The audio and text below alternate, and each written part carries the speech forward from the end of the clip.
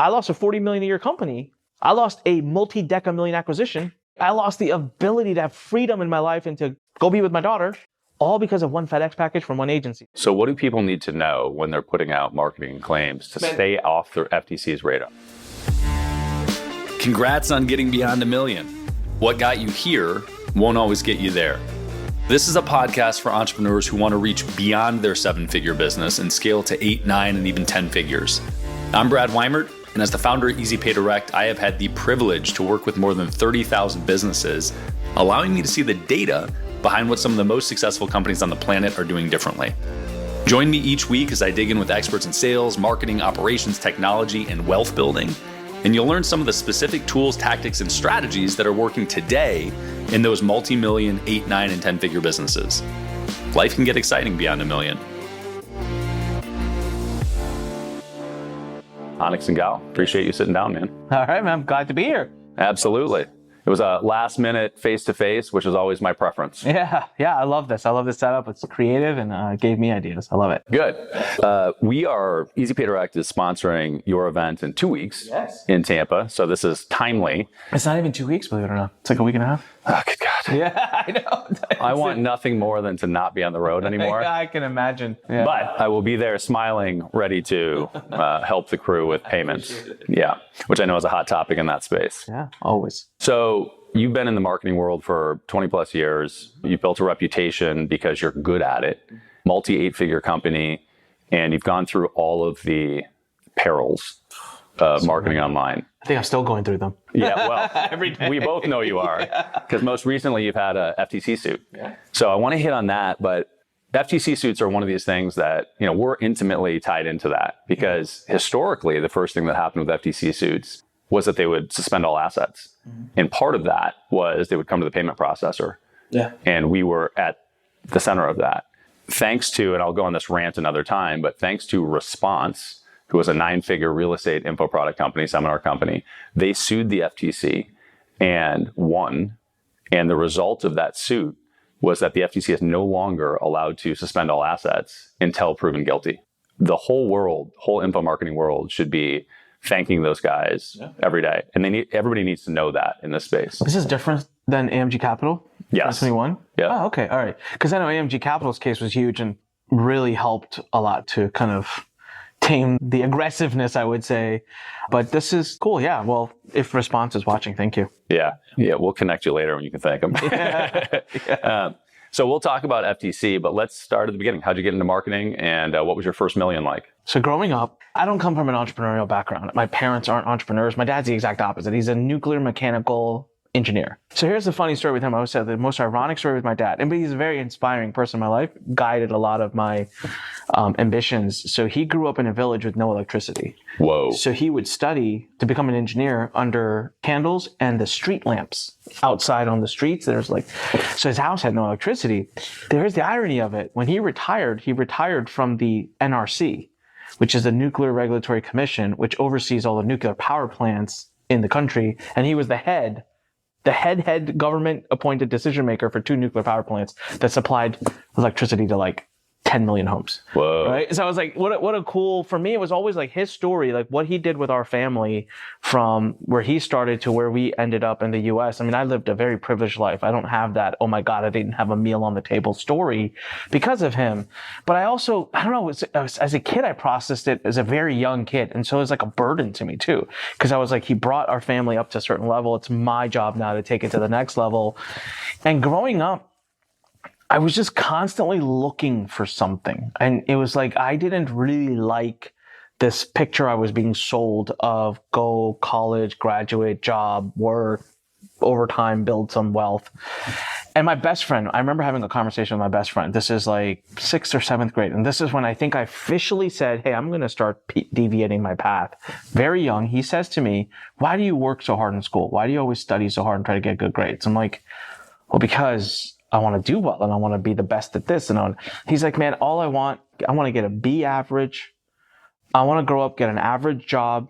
This is literally word for word what he said to me. He's like, I want to get a BMW, but not the highest level one. I'll get the lowest level one. I want to have a nice, decent house, 3, 4 kids. That's good life. Oh. And And as I'm talking to him, I remember as a kid, this is middle school. This is 7th grade. So this is the first year of middle school. And I'm looking at him like, what the hell's wrong with you? I'm getting nauseous. That sounds like prison. That doesn't sound like a good life. And until this day, by the way, here's the irony of it. I love this guy.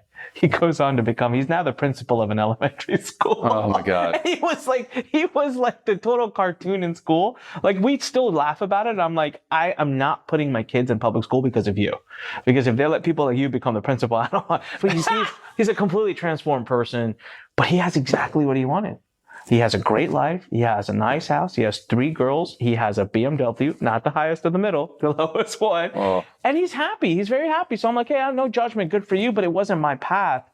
So I looked around at a young age in my community, and I'm Indian and background is Indian, born and brought up in America, but I looked around my community. I don't know if you've ever been to a hospital or anywhere where there are a lot of doctors or congregate, but like about 38 to 40% of doctors are Indian. Sure, yeah. So that's what we do, right? Yes.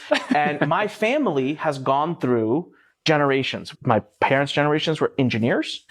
And then my older cousins, they were all doctors. And right now the new trend in our family is lawyers. Yeah. But I looked around at that time in my community and I said, who's got the nicest cars, the biggest houses, and gets the most respect? It was doctors. So ergo, I will be a doctor. That was my reason to become a doctor. And by the way, that's a horrible reason. So it's the worst. So quick interlude. My whole family is doctors. Okay. And my father, him and his sister were the first to go to college in their world.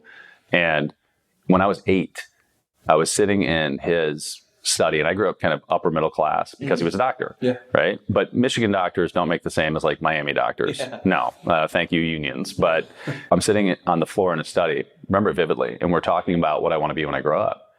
And I said something about wanting to make money. And he goes, well, don't be a doctor if you want to make money. Yeah.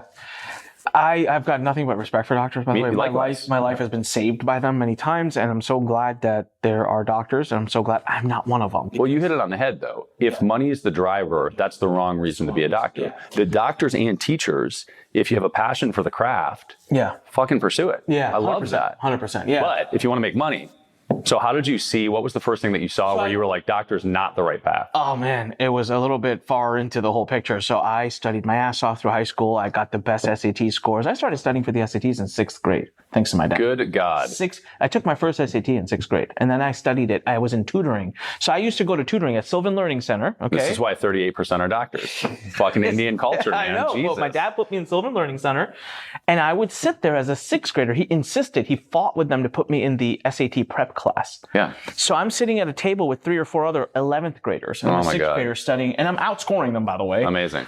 I built my resume for going to college and getting to the best school. I got into an amazing program. This is not the college I wanted to go to. The program takes 60 people worldwide per year. Wow. You are basically the child of the president of the university. It's full scholarship. You get paid to go to school there. And within the first year, so I'm going into pre-med, freshman, college, undergrad, I'm getting recruited by Harvard, Princeton, Stanford, and all of them my freshman year to come to med school there. Damn. It's a ticket. You cannot fail the program the way it's made. You don't fail. They carry you with you. You're a part of the tide, and you're going to go straight to Ivy League for med school. So I'm done. My parents don't have to pay for college. I'm set. I'm going to go. I go through this. This program was so intense, by the way, that you have a 6-week boot camp before college officially begins. And during that boot camp, you cannot leave campus. You have to be up at 6 a.m. You cannot have anyone in your dorm room. Like, they train you to be a college, like, studious college student. So I'm like intensely in this. I'm already in. A couple weeks into my freshman year, I have to go to bio class. I wake up one morning and I just had fear sweep over me. And I just realized at that very moment, I said, uh-oh, I've made the biggest mistake of my life. So this is your father's nightmare. Yeah, well, actually, so that's what I thought, right? And so I dragged my feet. Now I'm having health issues during this time too. So I actually had to leave the first semester of freshman year, leave the first semester of sophomore year. So I'm behind, I'm unhappy. I don't know what I'm doing. I'm in this program where there's a lot of pressure and support, but you don't go to this program and say, guys, I'm having some second thoughts. There ain't no second thoughts. You're blessed. You're moving forward. So I told some of my close friends who were in the program too. Sophomore year. So I went through a whole year, okay? And I caught up on the credits I missed during summer. I'm up to speed. Sophomore year, see, it's like it's the second semester. I'm in the library. I'm studying with one of my friends, and I'm forever grateful to her. I don't know what the hell I was doing. Maybe I was sighing and puffing and huffing. I don't know what I was doing. In a very quiet library, gets up And she's a very sweet person. And she just goes, "That's it. I've had it." Takes my book, slams it shut and says, "Go home right now and talk to your parents. I can't take it anymore. You're miserable." I was like, "What the hell did I do?" Whoa. It was literally, we weren't talking. I don't think I said anything, but it gave me the courage. I got in the car, drove home. It's 40 minutes away. And I told my parents, I said, "I'm coming home. I want to talk to you." I thought he's going to be so upset because my parents are so proud. Like their son was like the path that, you know, and I sat down and I told him I'm not happy. And my dad was like, "What do you want to do?" I said, "I want to completely switch universities. I want to go study business." I was the kid in 3rd grade that had the lemonade stand. I mean, I was always trying to do something. And my dad's looking at me and I thought, here we go. And he looks at me and he just goes, "It's your life. I love you. I'll support anything you want. I don't agree, but you got my support. What do you want to do? We got it." So I had to leave the full scholarship. I had to leave all that, hop over to another university, enroll in business school. No guidance, no mentorship. Don't anyone in my family know. The last businessman we had in my family was my mom's father, my grandfather, who I barely knew. He passed away when I was like in kindergarten. I'm out on my own now. And so junior year, I switch over universities, lost the full scholarships, and now my dad's paying 20, 30 grand out of his pocket per year. And within 2 weeks, Brad, of getting there, I'm in class and I'm like, I hate this. I'm like, I don't like this either. Shit, what did I just do? And so I realized that day I went home and I said, I was panicking. I'm like, I'm going to be the hobo in my parents' basement. What is going on with me, right? And so was one superpower I have, and I would encourage everybody to really, really, really try to embrace this, is I always tell people I'm super reflective, highly reflective. I try not to be very emotional about decisions, and whenever I'm even in a heated environment, I try to step back. Right before we started this, I told you, hey, I'm going to be a little bit late. There's an emergency. There's some shit going down right now, okay? And the best thing I can do is separate from it. And I'm not going to make a decision today. Guess what I find out as you grow and you learn in time? This is one of those things, right? What is something you do different past $1 million? You still apply urgency, but you realize one thing, and that is that if you give something a little bit more time, it's always a good thing. Beyond $1 Million is brought to you by Easy Pay Direct. If you're an entrepreneur and you are still using a product like Stripe or PayPal to accept payments, it is time to find out why the largest names in your industry would never consider doing that. Check out easypaydirect.com/BAM to find out more. And 80% of things resolve themselves. A lot of times, right? A lot of times. So one of my rules is I don't respond to team requests and things until like 2 p.m. My first half of the day is mine. And you know what I find? They figure shit out on their own, but they don't have to bother me. So back at this point, I went into a reflective mode. So I'm gonna close the door, be in my room. And what I realized is my issue wasn't as much as with the education or the classes. I was ready to go, man.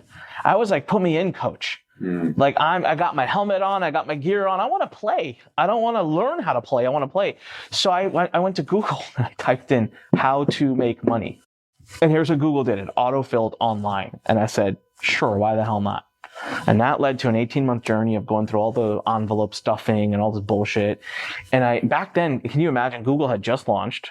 Facebook didn't exist. Skype didn't exist. I found a chat board called Blake that I fell in love with, where they taught you how to build info products and sell them on ClickBank. Whoa. Now, me being a college kid, understanding the value of education and how much I was spending on textbooks, I was like, education, high value, get it, can be sold. I understand this. And that was where I started learning about this world. And it took me forever, like I said, 18 months of massive struggle before I finally dialed it in. And the first $1 million, as you asked, came from me dialing in a few different offers, right? So first thing I did is I started doing consulting. Probably made my first couple $100,000 in that, which is, come on, back then, this is 20 years ago, college kid, sitting in my dorm room. Holy shit. Who's buying consulting from a college kid in a dorm room? Yeah, it was SEO black hat shit, right? Yeah, it was like how to spam the search engine. I get it. And keyword stuffing when you could do that. Yeah, exactly. That's what it was. It was a software that would output 10,000 pages to add to your site that would keyword stuff the shit, and it would work. Like clients would get results. Yeah. And so then I got so tired of doing the client work because, gosh, it was overwhelming, man. 4 clients a day come in paying me $500 each, $2,000, but I got to work like 6 hours. Sounds like I don't want to do that. So then I filmed myself doing the tasks, and I created a sweatshop in my apartment with 4 of my buddies. I bought 4 computer systems to print DVDs, to burn DVDs, packaged together. And the USPS guy, the postal service guy would come and grab 10 packages a day from my, and I'm making $2, $3, $4, $5 grand a day, selling these packages at $500. Wow. And then someone told me, dude, why are you doing all this? Why don't you just upload it on the internet and let people have access? I'm like, I don't know technical stuff. How do you create a members area and all this? This is a funny story. I've never told this before. It's not because I've hidden it, but it just never come up. I find a developer on Freelancer. The dude he's a porn guy. He made membership sites for porn people. Porn guys are the best. Well, he knew what he's doing. Build it right. I mean, you know this. Porn is the edge of marketing. Yeah, it's where all this shit comes from. Free trials and all this. Yeah, they figure out marketing before anybody else. Why? Because they can split test something and validate it in 1 minute. Because the entire world wants it. Yeah. So he for better or worse. He built me a members area, man, and all of a sudden now I could fire all my friends. I don't have to have a sweatshop anymore. I could sell as many. I didn't have a USPS guy. This is a really funny story. I get a call from my dad one day because I had built a small email list, and I promoted a product from my buddy called his name is Brad Callen. He probably, he had a software out then, and I ended up promoting it to my list of 10,000 people. I made like $35 grand in commission. That was pretty cool. That was when my eyes were like, ooh, email plus affiliate marketing, which 20 years later I still teach. That was like printing money, man. That was just the easiest money I had made. Now, granted, it took time to build that list, so to be clear, but Brad, it wasn't about the money for me anymore. I didn't give a shit. It's a game. These checks came in. I wasn't even cashed. So a check came to my parents' house. It would go to my parents' house. I get a call. Again, I'm at a university 30, 35 minutes away. My dad's like, come home right now. I didn't know if there was my mom or someone was sick or whatever, so I rushed home, and I get in, and my dad is on the phone, and he's pissed. He looks pissed. He's on the phone with some company called Kinetics or whatever. I don't even know who they are. I hear him talking. And what I hear, he says, come like this. And I'm like, something's going down. And he's yelling at the person on the phone. And he's like, what do you do? What is this company? I'm like, what's going on? He's like, he swore up and down that I was doing something illegal, that I was selling drugs or whatever, because he wanted to know why I got a $35,000 check. So finally, the company's like, we can't talk to you. We can't tell you crap. Your name's not on the account, blah, blah, blah, blah. So he hangs up. I'm like, Dad, hang up. Let me explain. So I open my computer. I show him the pages. I show him, I sent an email, understanding any of this. So he just looks at me. He goes, so you're not doing anything illegal. I said, Dad, I'm not doing anything illegal. Relax. And I will never forget. He just sits back and he goes, so you're making all this money, part-time in college right now, and it's all legal? And I'm like, yeah. And he goes, and you're just getting started? I said, it looks like it. And he leans back and he goes, it's not fair. It was the best moment. I'm like, what? He goes, this is crazy. And then he's like, okay, good for you. And so I made my first million by digitizing something I was consulting.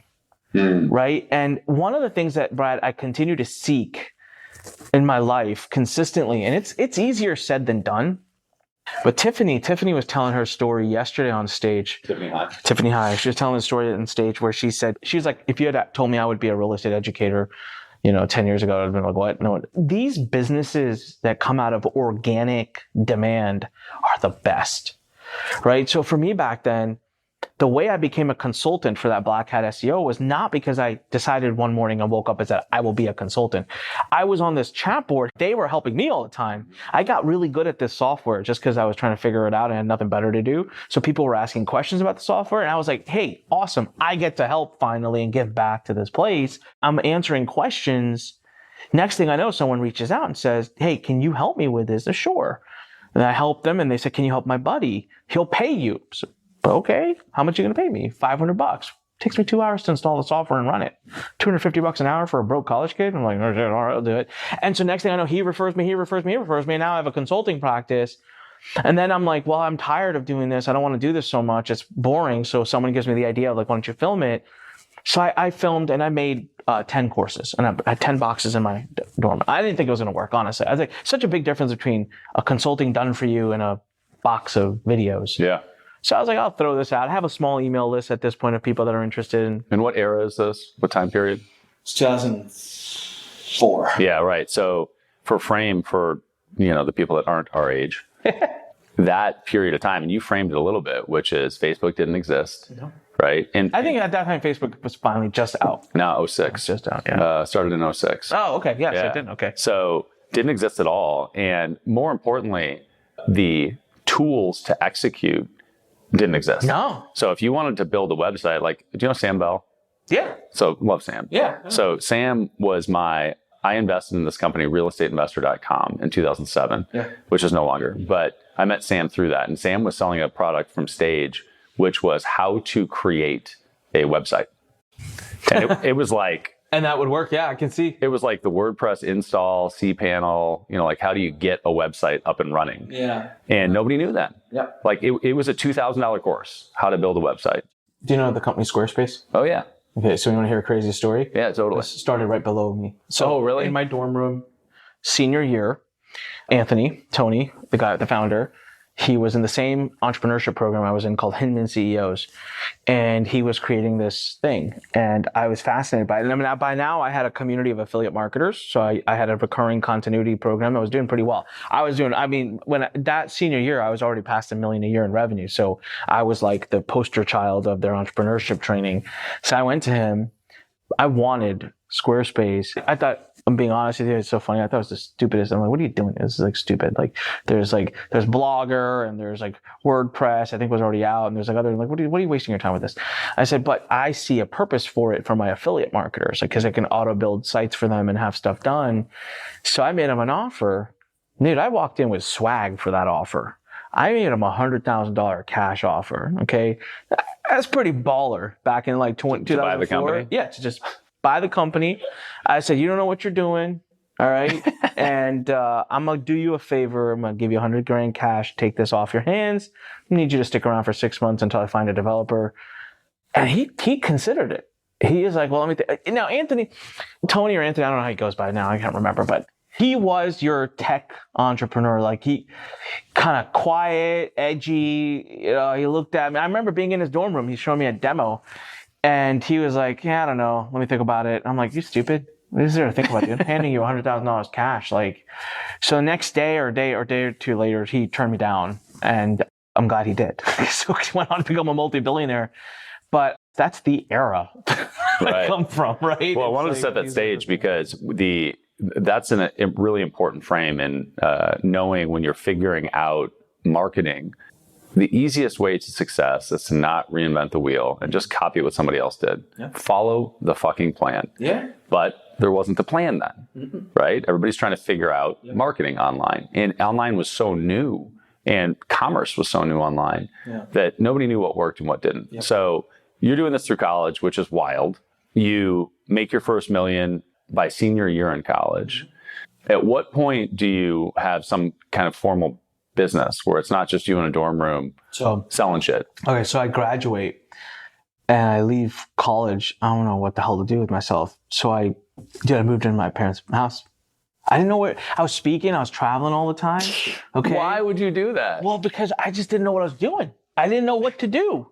Right. And it sounds like you got a good support network with your pops. So my parents are freaking awesome. So I was on the road all the time. I didn't have time to even like go look for a place and like, do I buy a place or I rent a place? I didn't know what the hell I was doing. Right. So I just moved into their house as like a temporary solution. And then I needed I needed a couple people to help me. And my first employee, if I told you I hired my first employee, you're going to crack up. Okay. I don't recommend anybody hire like this. This is the worst way to hire. It worked out for me. I'm at one of my close friends' house one night, Friday night. We're drinking. We're taking shots of whiskey. I have no idea why. It makes no sense. But we were doing shots of Chivas Regal. No one takes shots of Chivas Regal, but we were whatever, right? And there's 3 of us. It's the other third guy I went to high school with. I know him. I wouldn't say we're like friends, but I know him really well. He's really close friends with my friend. We're drinking. And at one point, I'm at this thing and I'm like, drunk at this point, and I'm like, oh man, I'm so overwhelmed. I don't know what to do. I need help. Like, I need someone to come like help me do this. My business is exploding and I don't know what to do. And at the same time, the guy across, the third guy's like, man, I'm home all day. I'm just like bored out of my mind. I need a job. I need something. My parents are threatening to kick me out of the house and da, da, da. And my friend is sitting in the middle and he's like, right? And I remember this. He goes, you really drunk is you hire him and you go work for him. And so I'm like, okay. And that's it. That's the conversation. 2 days later, Monday morning, I used to always get up late. Until today, I would love to get up late. I would work late at night, get up late. So my mom comes to wake me up. This is such a bad story. I'm like making 7 figures, and my mama comes to wake me up from my room. She's like, "Hey, get up. Someone's at the door." I'm like, "What do you mean?" She's like, "Someone's at the door. He's asking for you." I'm like, "What are you talking about, Mom?" She's like, "Someone's at the door. He's got a suit on and stuff, and he's asking for you." I said, "All right." So this is back 20 years ago when we would still like answer the door and not think that it's like a serial murderer there to kill us. So I go down. It's freaking this guy, Andrew. I'm like, "Andrew, what the hell are you doing here?" He's got a suit on. He has a briefcase in his hand.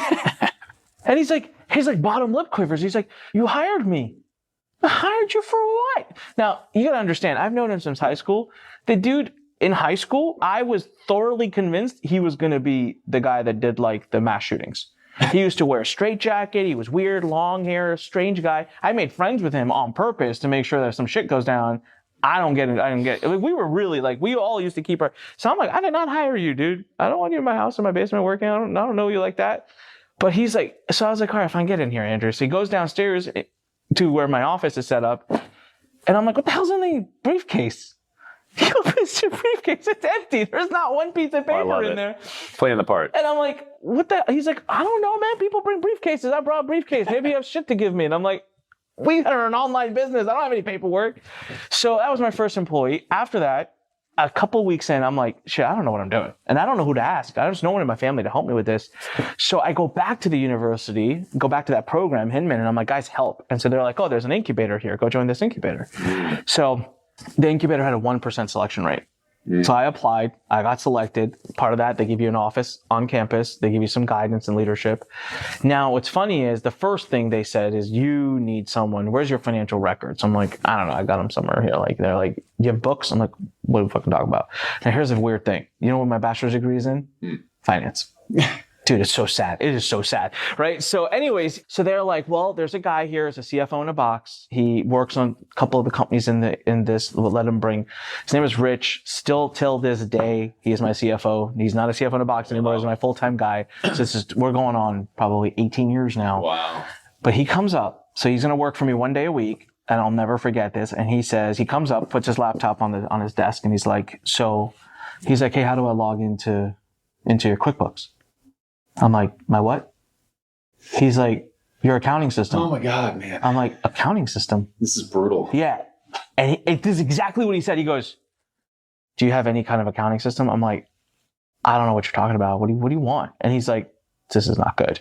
And he goes, like, "How do you keep track of payments you've made and money that's come in?" And I'm like, "Oh, dude. Oh, say it like that. I got you, man. I know, I got it all." You know what I did? I had in my office, because I brought it for him, I had 3 boxes. Okay, dude, I gave him 3 boxes, and it was old school Dumb and Dumber style, freaking paid Andrew $300 on this date on one piece of paper, and everyone had a piece of paper, and they were in no order. And he's looking at me, and he's like, "What the hell is this?" And I'm like, "It's a record of everything I've paid." Oh my God. And he's like, "Dude, how have you done your taxes?" I'm like, "Well, I don't know. My dad and the accountant did some shit last year, and I paid my taxes. I paid a big amount." And he literally just looks at me. He's like, "Get out of my office." He's like, "I got work to do." So he cleans me up and gets it. So it's like, that would be when I think when I officially first finally set up a business was when Rich came in, because he was like, "Are you incorporated?" "No." "Do you have an EIN?" "What the hell is that?" "Was your accounting system?" "I don't know what you're talking about." And so he came in, he put all the structure in place, and that was in 2000, early 2006. And that was when we officially became a business. And after that, I mean, I had major health issues. I was in the hospital. I was in the ICU, nearly died. I had so many ups and downs. But yeah, man, it was a crazy story. And I'm not supposed to be, I didn't have the makeup to be an entrepreneur, but it also goes to tell you, like, how much do we today get fixated on these things, these details, because we want all the T's crossed and I's dotted, when what we realize is true entrepreneurship is just doing and creating that opportunity and that value. And I'm not downplaying the other stuff. You need the plans, you need the SOPs, you need the KPIs, you need all that, but that's not what creates. That's not what creates. I always tell people, this is what I tell my students and people in my mastermind. I say, marketing launches businesses, operations will scale them. Love that. But great operations teams will not launch a business. The launching part needs to be done by a tornado. It needs to be done by an entrepreneur who's not going to worry about all that shit. Some of the takeaways with your history, and when you look at your path, there was a very clear ecosystem of performance, preparation, and excellence that 100%. brought you to a point Yes. that allowed you to make choices. Yes. And that's also a tremendous failure point for entrepreneurs because many of them just try to execute.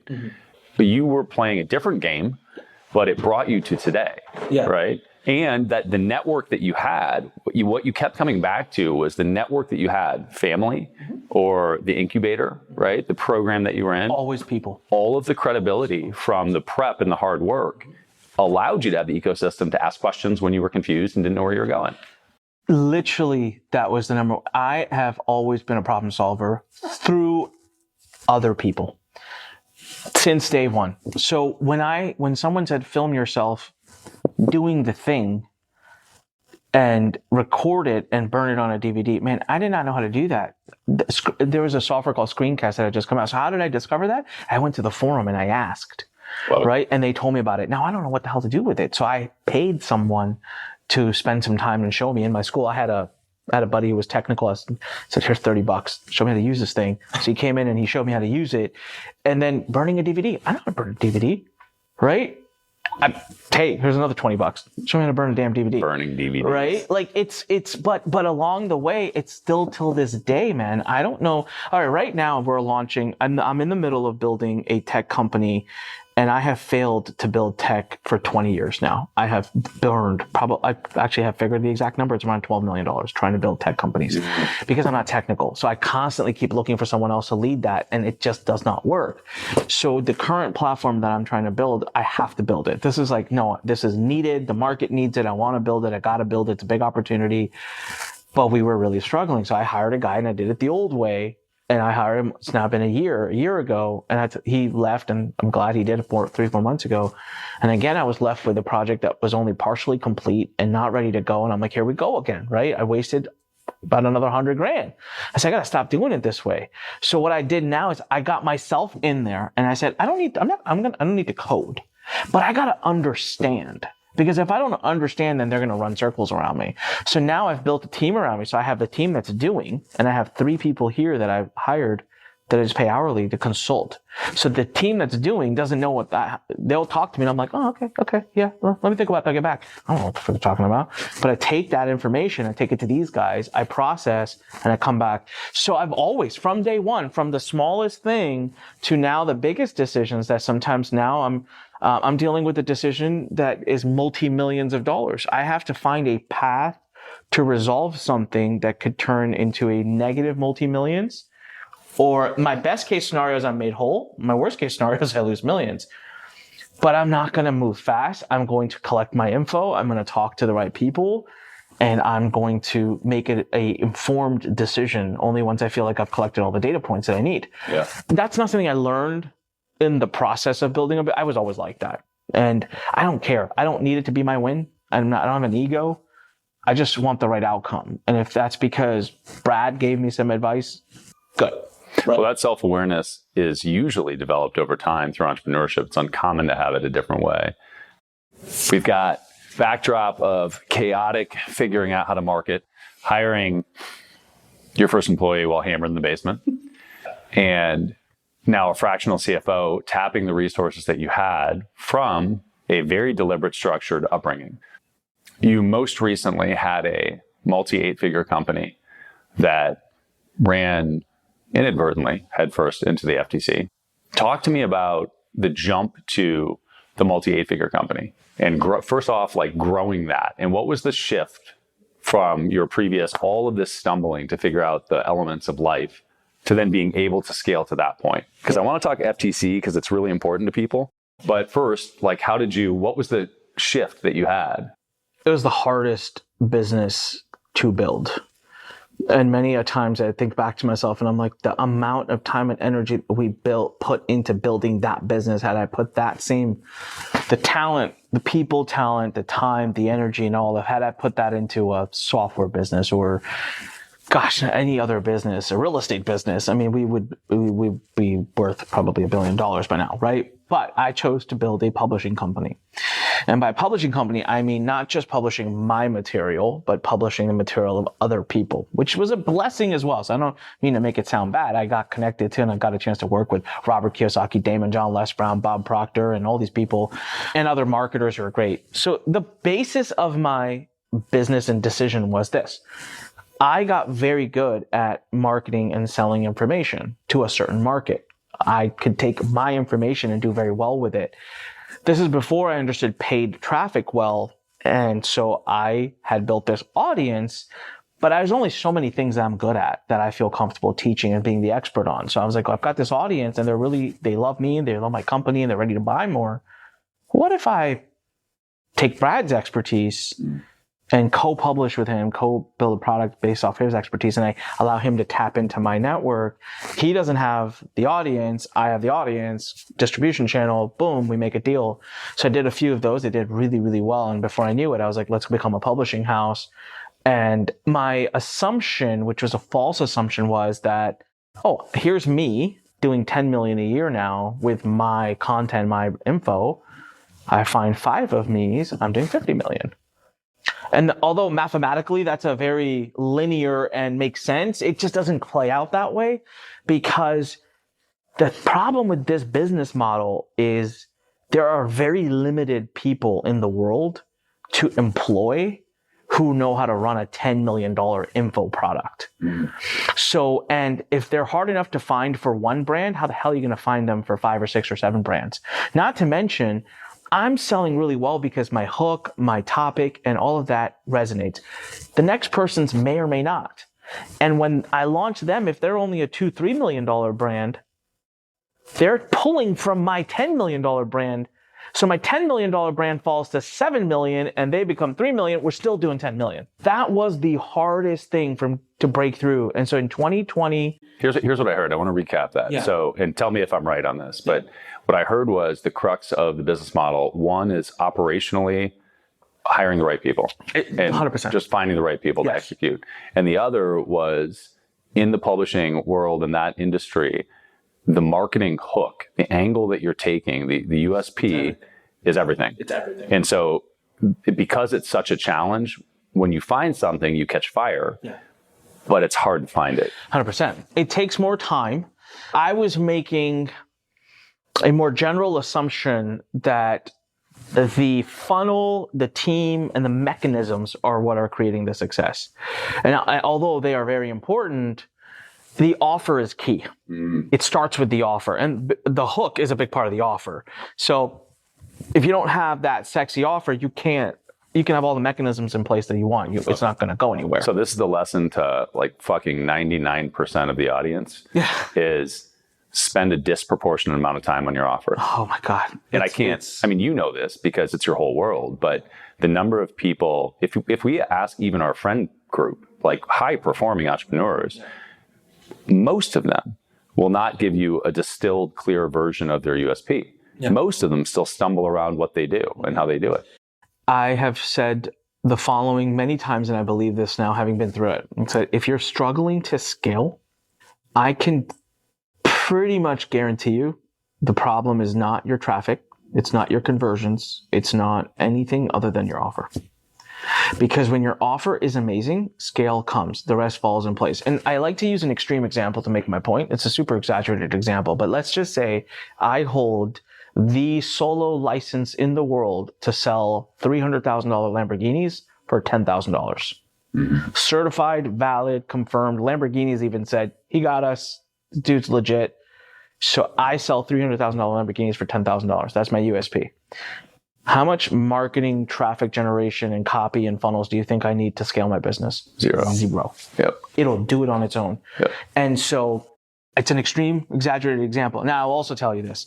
So I love Alex Hormozi's book, $100 Million Offers. And I think the only thing I think is underspoken about related to that book is how effing hard it is to deliver $100 million offer. Creating, man, you and I can sit down. We can create the sexiest offers in the world. Here, Brad, I'll create an offer. Zero cost. You know what? Process with us. We'll pay you 2% of processing. And this is the no crux. Fees. This is the crux of information products because this will lead us directly into FTC. Because you can promise the world but if you don't fucking deliver it, that's a problem.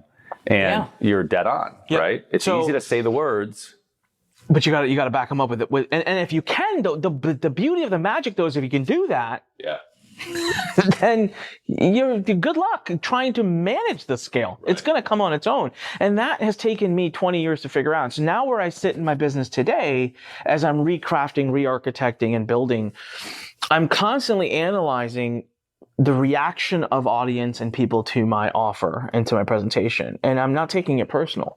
All I know is that if I'm not getting the response I want, my offer sucks. That's okay. Fix it. Let's continue to get to a place and to a point where it's a no-brainer. I was at an event, and I'll keep names out just out of respect. I was at an event and I saw how they do things. And I learned by observing. I don't learn by taking courses because I just have way too much ADD for that. So I'm watching and I start talking to the team members of this person, right? And respectfully, the person who's running the event has told the team, hey guys, open books to Anik. Go ahead and answer whatever questions. And so I'm seeing how they're doing it. And all of a sudden I see one thing and I'm like, shit. It unlocked for me this offer I have, which is a great offer. But it's not selling well because it's just not, it's taking too much resistance to sell it. But I saw something here and I'm like, oh shit. Bring this here, reposition here. I don't have to change any of the deliverables. I have to reposition how it's said. And all of a sudden it's turning into an offer that people are like, hey, how do I want this? So it's a big, big key factor. So going back to just wrap up the publishing house and the publishing business and I just did not understand that until I did. And when I dialed, so in 2020, our business starts to do really well, as most people in the info world, because of, we were already having a couple of rockets attached to our assets before COVID. Yeah. But then COVID happens and all info marketing businesses took off. And so we're really exploding. And I had bags under my eyes. I may have a lot of money in the bank account, but I was miserable, man. I was like, so I just said, I had a lot of money though. So I was like, screw this. I'm done. I'm changing my hiring. So I went out for a 2-3 month, again, as I do, problem solve. How do I hire? What do? I hired the top experts to teach me how to hire. And I went and I just started boom, boom, boom, poaching the creme de la creme, right? I made them offers they couldn't refuse. I charmed my way and I got them, and they were big, big, big changes. That was finally when we unlocked. We went from 10 million to 30 million in a year and a half because of that. And in a way that I was pretty sane. My wife gets pregnant. We're going to have a kid. April 2022, my wife gives birth to our first baby girl, and I'm in the middle of acquisition. I'm being acquired. I got a great acquisition offer, and I was super happy to have it. I was like, I am, it's a great business. I love it. My right hand is ready to step up and be the CEO, but I'm done, man. 20 years of slogging at this. I want to do something different. I'm tired. Someone told me once, I wish I'd never heard this. My best friend told me this number. I hate him for it. He said the average entrepreneur's life cycle is 7 years in the business that they do. And I was like, F you for saying that. You messed my head up. Right? Because I've been doing this for 20 years. And so now all I want is out. And again, nothing wrong with the business. I love the business. I love what we built. I just wanted to do something different. We dialed it in though. I was out for a month when my wife gave birth to our kid, and the business was running. We were growing, scaling. We dialed in how to pick the right offers, how to find the right publishing people to publish. We had the right team makeup. I had the right leadership in place. And so I was like, wow, I can actually run this business now like we all dream, which is by just advising my own team members. And so I have this baby. And I'm in the middle of this acquisition. The acquisition due diligence is complete. We're good. It was actually the first acquisition we were done and good. I walked away from it March.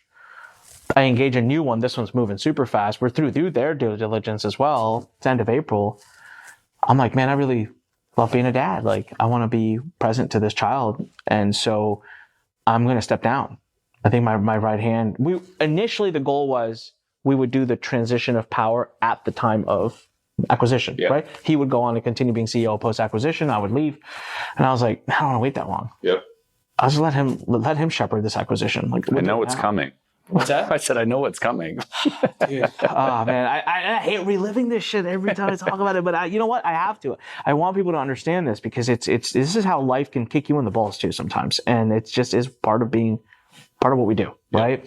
So that's end of April. I make the decision. I tell my wife, I said, hey, I'm going to go back. First thing I do when I get back to work is I'm going to let Joe know that he's CEO now. And I'm going to announce it on my birthday. My birthday is June 14th. One of my biggest dreams was to sell my business before I turned 40. That was my 39th birthday. So my 39th birthday, I'm going to announce to the team. Everyone on my team loves Joe, so it would be a very welcome, celebrated message. I'm stepping down. He's coming in. So I get back. I get back on early May 20th or whatever. I get back from a paternity leave. 3 days later, Friday, FedEx package. FedEx package from hell. Well, from the Federal Trade Commission. And I don't mean any disrespect when I said that. I just mean it brought hell into my life. And the minute I knew what it was, and the minute I saw the front desk person walk in, my lawyer was dialing me at the same time, and then she's walking in. I was like, that's it. I knew because I understood I was in a risky space. I thought I had covered my ass. Dude, I've never been sued. I've never had a state AG look at me. I've never even got a call from a state AG. I don't even know what they are. I've never had an issue with a customer. I've had 250,000 customers since 2015. Never had a single issue worldwide. I just didn't think I was the guy that needed to be taken. There was a lot of other people. Yeah. And, but the minute I opened that FedEx package to learn that there was a civil investigative document inside of it, the dream of selling the company gone on the spot. I call the PE firm. I'm like, hey, just a little, it's not an issue, right, guys? We'll work through this. And it's like, click. I'm like, okay, that's done. Wow. I'm not going to step down as CEO now. That would be a dick move to, and not that it wasn't possible. And here I went from being able to spend all my time with my baby girl to now I was wartime CEO now, trying to figure this out. So it was going to limit my time. Super, super, super tough. 18 months dealing with that. So tell me what that was. So what was the issue with the FTC? Like just the black and white, what were you being pursued for? Things we said in our webinars that they found that were against their rules. And I want to clarify this because the external world, if they see federal government suit, most of them condemn the business owner immediately. Immediately, yeah. And anybody that's inside the world or interacts with the FTC knows that the FTC is the antithesis of what our government proceedings are supposed to be, which is they condemn you to guilt until you're proven innocent, which is not how it's supposed to work. Yeah, and so I start by saying this. Look, I continue, even after having been through this process, I continue to be a supporter. I actually think their creation, their purpose is one I support, and most of the people that I've watched them take down, I've been on the sidelines really applauding. I don't agree with some of the approach that they take, and I think being American... That's my issue. Yeah, being American, I think I'm okay to say that. It's I don't agree with how they do it. Definitely guilty before proven innocent. Right. I mean, it's like you are. Here's the thing, right? So I got a 32-30. Here's a part of what I don't agree with. So I got a 33 page document with a massive list of stuff that, just so you know, took us almost 10 months to actually deliver. It cost me millions of dollars in legal fees, discovery fees, forensic companies. I mean, it was detailed. No, it's very difficult to deliver all that, but you got to. While running your business. While trying to. Yeah. And while new dad, right? So, but we asked one simple question and it wouldn't answer it. So why are you here? It's not complaints. Like, we get about 20 BBB complaints a year off of 20,000 transactions, and they're all resolved. We have an A rating at the BBB. We have no issues with our merchant processors. We have a 0.8% chargeback rate. It's below. It's like 0.76% chargeback rate. We have a below 5% refund rate on literally 20-some thousand transactions a year, right? And we were working with 2 main merchant accounts and PayPal. We've been with the same ones forever. So they love our business. We don't round robin, merchant, balance, this, that. We don't do any of this nonsense. Like, we're in a $4 million facility that we built that I publicly talk about. I'm there every day.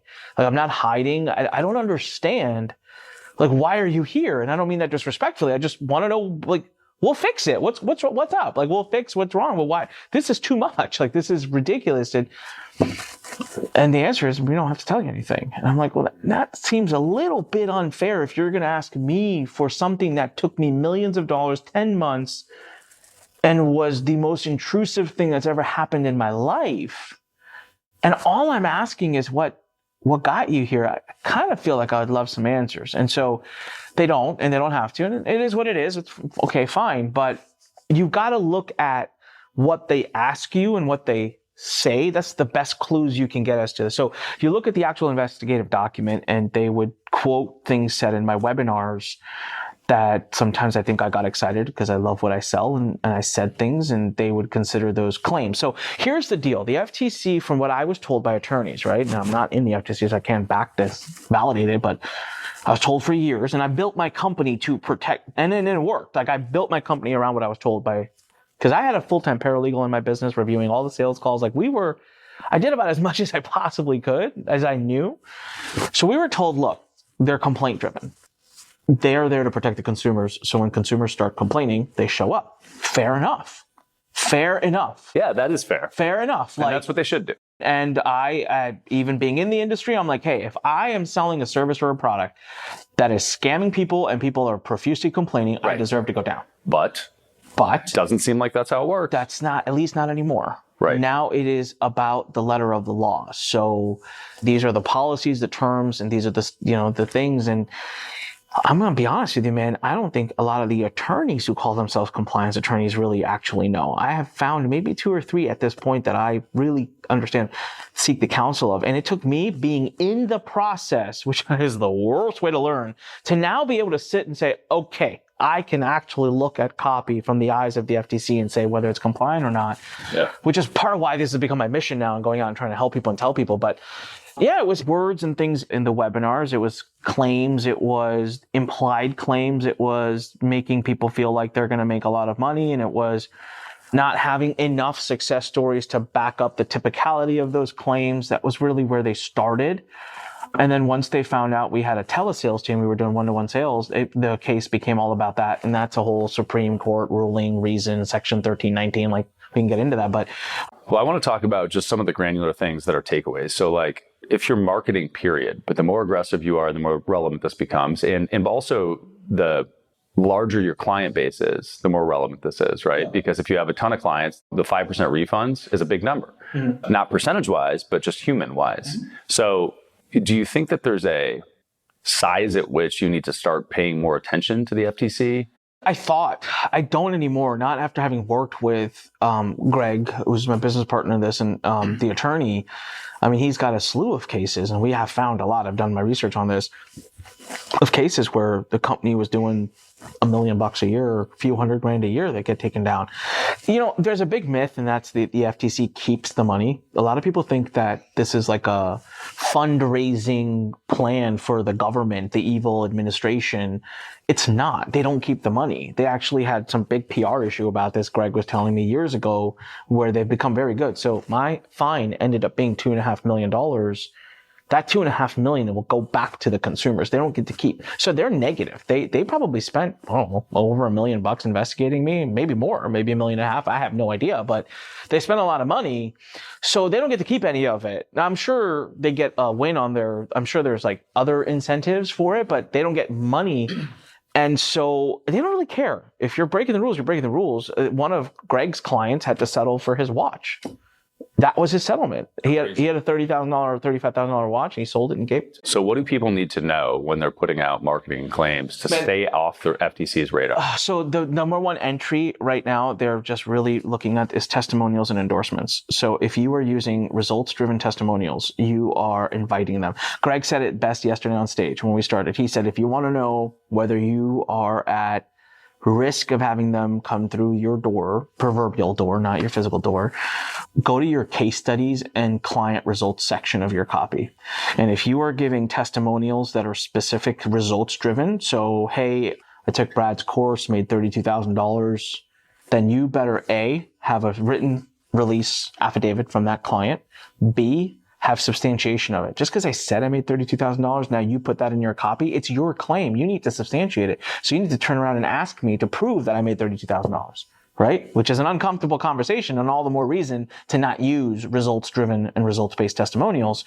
But you need to have that. And it made sense. I never understood why. I'm like, what the heck, man? I'm taking their word for it. I took a screenshot out of a Facebook post they made in a public Facebook group. Right?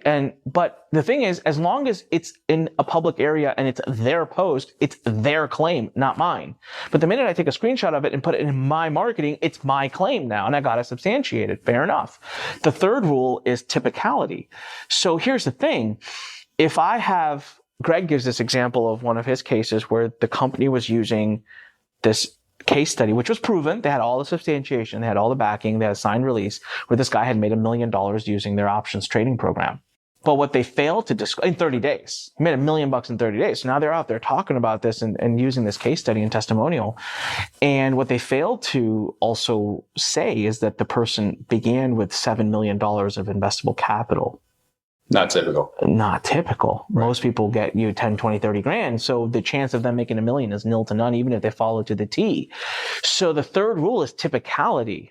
And the first thing marketers say to typicality is they say, well, most of my people don't actually do anything with the course. So the typical, okay, fine. You can be specific. You can say, so as long as you change how you talk, if you say, hey, the average result of a customer who completes our blah, blah, blah, blah, blah is, but you got to have an actual study done. You can't be like, I think it's it's got to be through surveys, there's a whole way and we highly recommend you get a third party company, a lawyer, or a legal firm to basically come in and certify that and say, yes, we've looked at the evidence and we believe that this is a typicality, statement.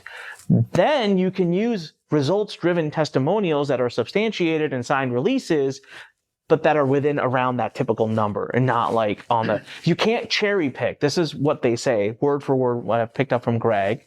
So they say, you can't cherry pick your top. Yep. And just use those because it creates a bad impression. Well, there was a time with the FTC where you could say, this is not a typical result, right? Result's not typical. And you would use your cherry-picked high-end result. Yeah, they changed those guidelines. That's no longer acceptable. They change. Now, number 4, the fourth rule of using testimonials is you still got to have the disclosures. I find the disclosures and disclaimers to be a really interesting conversation, which I don't fully understand.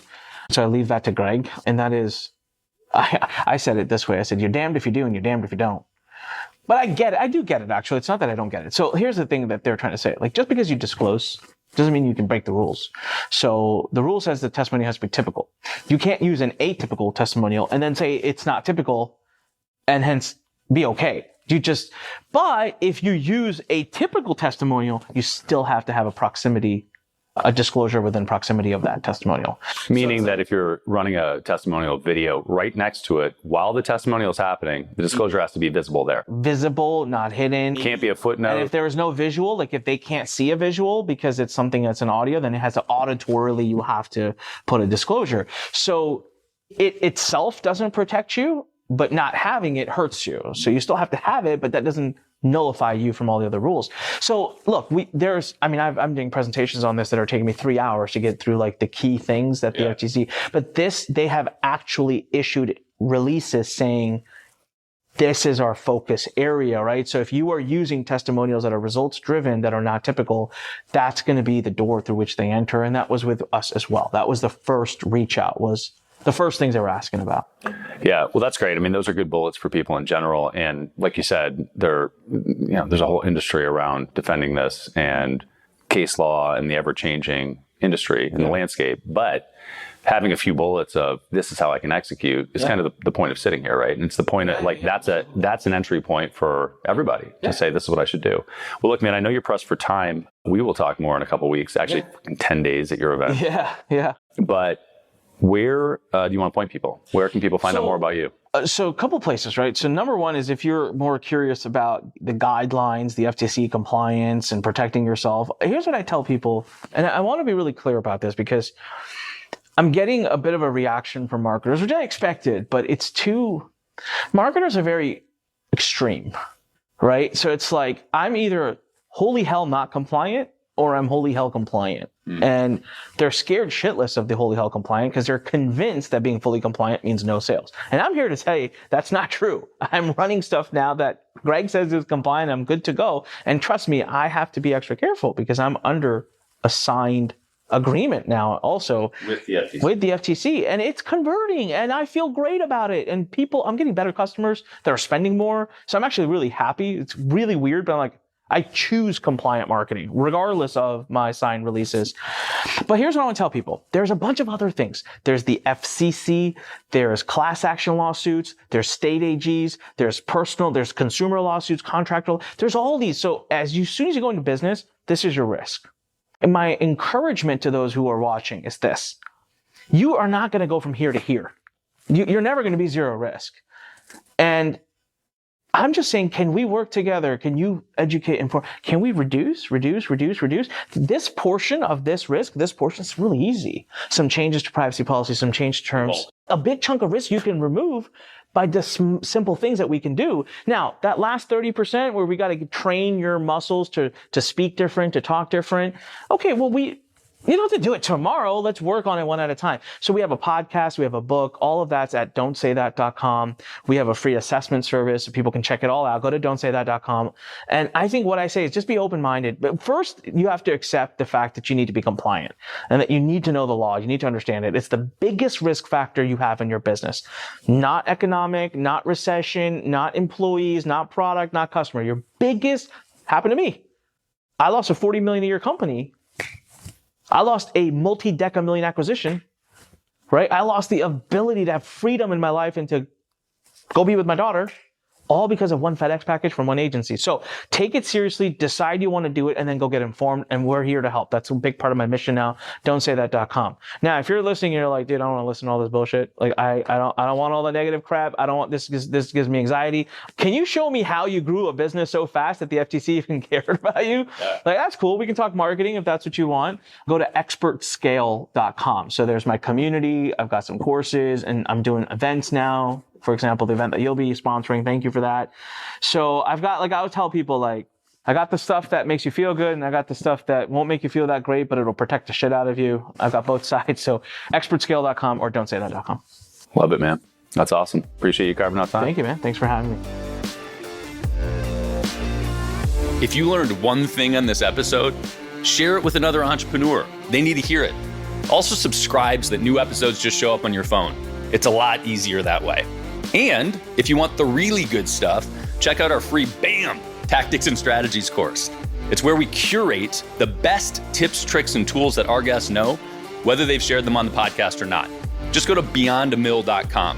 You'll also find previous episodes and show notes at beyondamill.com.